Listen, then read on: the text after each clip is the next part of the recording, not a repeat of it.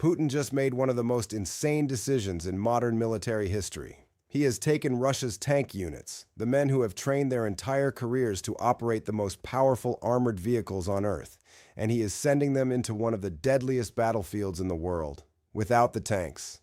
Let me say that again, because it sounds like a joke. It is not a joke.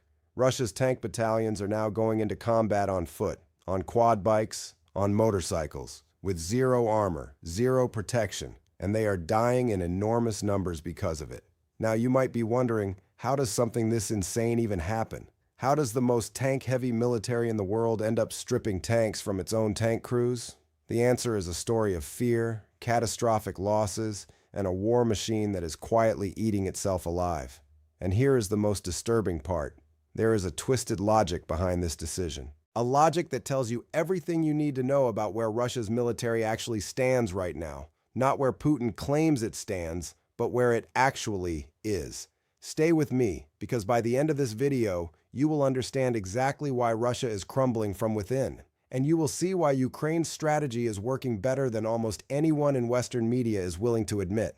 The story breaks open with a statement from Viktor Trehubov, the spokesman for Ukraine's joint forces. And I know what you're thinking. Ukraine's spokesman has every reason to make Russia look weak. So let's hold that thought, because we're going to come back to it. Trehubov's claim is stark. Russia is now parking its tanks as far as 20 kilometers, that is over 12 miles, away from the front lines, not in reserve, not staging for an offensive, parked, sitting, idle. His exact words on the situation: through a 20-kilometer kill zone, equipment like tanks and IFVs simply does not get through anymore. It's being destroyed before it even gets close. So what does Russia do instead? It still needs soldiers at the front. Putin still demands territory. So it sends those soldiers in anyway, just without the armor that defines what tank units are supposed to be. Instead of tanks, Russian soldiers are arriving at the front on quad bikes, motorcycles, unarmored vehicles, anything that moves fast enough to maybe slip through Ukraine's drone coverage before a strike comes down from above. Now, I promised you I'd address the obvious objection, that this is just Ukrainian propaganda, and here is where the story gets genuinely alarming for Moscow, because it is not just Ukraine saying this. On April 14th, a Russian soldier wrote a letter. He published it through one of Russia's own pro-war military bloggers, a man known as Vonkor Kotenok. If you don't know who Kotenok is, he is a Kremlin mouthpiece, a propagandist who has spent years cheerleading Putin's war. He is the last person on earth who should be platforming criticism of the Russian military. And yet, here is what the letter says. The soldier identifies himself as a member of the 110th Brigade of the Russian Armed Forces, specifically its tank battalion. And he writes, "Tanks are now hardly taking part in direct combat. Every 2 or 3 weeks, 2 men from each company are drafted into the infantry and sent to assault positions." Let that sink in.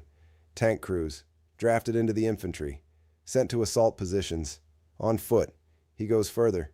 He says the 3 platoons that tank companies are supposed to have, they exist on paper only. The men who were supposed to fill those platoons have already been killed or are about to be sent to die. He calls what is happening to his unit tyranny. He calls it destruction. He calls it an illegal practice. And then, to make sure no one can dismiss this as exaggeration, he lists the names of 11 tankers he knew personally, killed or missing, after being reassigned to assault units. This is a Russian soldier, talking to a Russian propagandist, about the Russian military destroying its own men. Putin cannot spin his way out of that. To understand why Russia is doing this, why commanders are making the seemingly insane choice to park their most powerful weapons 20 kilometers from where they're needed, you have to understand what Ukraine has built in that space. The 20-kilometer kill zone is not just a gap on a map. It is one of the most lethal defensive constructions in modern warfare, and Ukraine has spent years engineering it to be exactly that. Let's start with the basics, because even the basics are brutal for Russian armor. The kill zones are saturated with traditional anti-tank defenses, minefields capable of shredding a tank's tracks in seconds. Dragon's teeth, the concrete obstacles designed to halt vehicle movement. Anti-tank ditches, physical barriers that force tanks to slow down, stop, reroute, and every second they spend doing that, they are a target. But that is just the outer layer. The real revolution in Ukraine's kill zones is the drone architecture built on top of those physical defenses.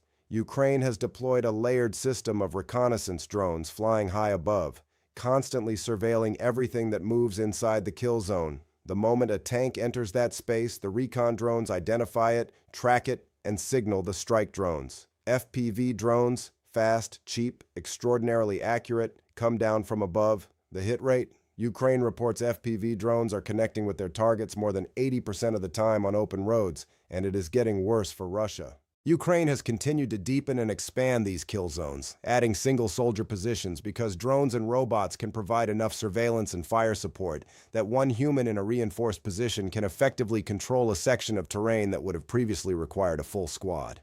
Back in December, United 24 Media documented what Ukraine has been building, a layered fortification system with depth, redundancy, and drone coverage at every level. It is not a line, it is a web. And every Russian vehicle that enters it is navigating towards something designed specifically to destroy it. Now here is the painful irony for Russia's commanders. Even the tanks they are keeping 20 kilometers back, even those cannot help. Take Russia's T-90, which Putin has publicly called the greatest tank in the world. It has a 125mm gun. It has an advanced fire control system. It has infrared targeting. At its best, it can engage targets up to 8 kilometers away. 8 kilometers. The front lines are 20 kilometers away. Russia's best tank cannot even reach the fight from where it is parked. So the commanders face an impossible equation. Send the tanks in, they get destroyed in the kill zone. Keep the tanks back, they're useless. Either way, the soldiers who need armor support have none. And Russia's answer, apparently, is to just send those soldiers in anyway and accept the losses. Let's talk about what Russia's approach is actually costing it, in cold, measurable, undeniable numbers. In March 2026 alone, Ukraine recorded more than 35,300 confirmed Russian casualties. That is the highest monthly total ever recorded on Ukraine's E-Point system, the platform Ukraine built to incentivize drone operators to log confirmed kills. 35,000 men in a single month. The vast majority of those losses came from UAV strikes, drones, not artillery, not tanks, drones. Ukraine built its drone wall for approximately $880 million. That is a staggeringly small number for what it has achieved. Russia has lost over 11,000 tanks, according to Ukraine's Ministry of Defense. And even if you only count losses confirmed by video and photographic evidence, the number exceeds 4,000. Here is a number that puts that in perspective. The United States military, the most powerful in the world, owns approximately 4,666 tanks total. That places it fourth globally. Every country below the United States has fewer than 4,000. Russia has lost, by confirmed visual evidence alone, more tanks than most countries have ever owned. And Russia is not replacing them fast enough. Not even close. According to Euromaidan Press, Russia is working toward an annual production target of 428 tanks. That is what it wants to build, not what it is currently building. Even if it hit that target tomorrow, 428 tanks a year against losses of between 1,000 and 3,000 per year is not a strategy. It is a slow bleed. And it gets worse. Russia has reportedly set up a second factory to help close the gap, but investigators suggest this factory is not building new tanks at all. It is cannibalizing old ones, taking apart tanks from storage, stripping out usable parts, reassembling them as new vehicles that are really just refurbished Soviet-era hulks. The proof that Russia is scraping the bottom of its tank stockpile is visible on the battlefield right now. Russia is deploying T-55AM tanks that were built in the late 1950s. Some are over 65 years old. They have been fitted with cope cages, improvised metal frames designed to deflect drone strikes. Cope cages are not a military solution. They are the armored equivalent of duct tape. And Ukraine's drones have been destroying far more advanced armor than a T-55 for years. These are rust buckets that should have been scrapped decades ago. The fact that Russia is sending them to the front is not a sign of strength. It is a confession. Now let's address the logic, because there is logic here, as dark and cynical as it is. Russia's commanders are not stupid. They know what Ukraine's kill zones do to tanks. They have watched hundreds of armored vehicles get torn apart by drone swarms in real time. They know that sending a tank column into those kill zones is not a military operation. It is a donation to Ukraine's scrap metal supply. So keeping the tanks back makes sense. Tactically, it is the rational choice. The problem is what happens after that rational choice is made. Putin still demands forward movement. He still wants territory. He still believes, or at least insists, that the old doctrine of sending mass infantry forward to seize ground can work here, so the commanders strip the tanks out of the equation and push the men anyway. What they are doing, in practice, is deciding that a tank costs too much to lose. But the soldier who was trained to drive that tank, he is cheaper. Send him in on a motorcycle. If he dies, that is one man. If the tank gets destroyed, that is millions of dollars, and a strategic asset Russia increasingly cannot replace. This is the Kremlin's arithmetic. It is monstrous, but it is real. The anonymous soldier who wrote to Kotenach understood this perfectly when he said, "Tankers are not infantry. These are specialists, men who have spent years learning the mechanics, the tactics, the coordination of armored warfare, and Russia is spending them like they are interchangeable with any conscript pulled off the street." What does this do to Russia's military capability going forward? Even if Russia somehow manages to ramp up tank production, even if those factories start turning out 800, 1,000 tanks a year, where are the trained crews? The men who knew how to operate them are dead in the kill zones. They did not die in tanks. They died on bikes, on foot, as improvised infantry, in a role they were never trained for. Russia is not just losing tanks. It is destroying the human infrastructure required to ever use tanks effectively again. Here is the thing that really illustrates the gap between these two militaries. Ukraine has the same problem Russia does. Its tanks face the same kill zones, the same FPV drones, the same threat of destruction if they move too close to Russian positions. But Ukraine looked at that problem and did something Russia apparently cannot. It adapted. Ukraine is currently converting its Leopard 1A5 tanks into makeshift artillery platforms. Instead of driving them into contested terrain, Ukraine is equipping them to fire from fixed positions at ranges of up to 12 kilometers, potentially 18 kilometers, with upgraded turrets. The tank never has to enter the kill zone. It stays back, fires with precision, relocates before a counterstrike can come in, and fires again. Ukraine also equips its tanks with active drone defense systems, countermeasures that reduce the effectiveness of incoming FPV strikes. This is not perfect protection, but it is something. It is the product of a military that is learning, iterating, and solving problems in real time.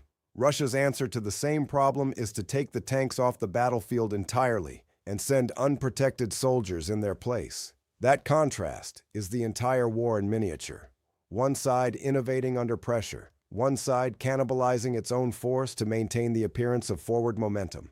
And the results speak for themselves in the casualty numbers, the confirmed equipment losses, and in letters like the one from that soldier in the 110th Brigade, a man who watched 11 of his friends die, who called what is happening to his unit a crime, and who decided to risk everything by speaking out through one of Putin's own propagandists. Russia's tank situation is now beyond a crisis. It is a structural collapse that is feeding on itself. Fewer tanks means less armor support, which means more infantry deaths in kill zones, which means less pressure on Ukraine's defenses, which means the war drags on, which means more tanks destroyed, which means even fewer tanks.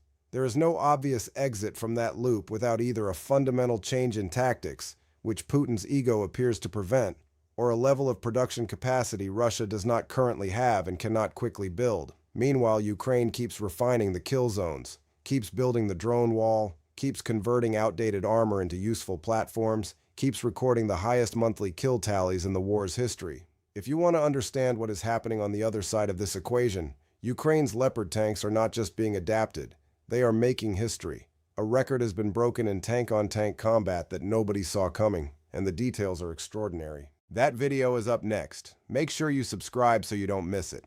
And if this breakdown was useful, if it helped you see through the noise and understand what is actually happening in this war, hit the like button. It genuinely helps this channel reach more people. We'll see you in the next one.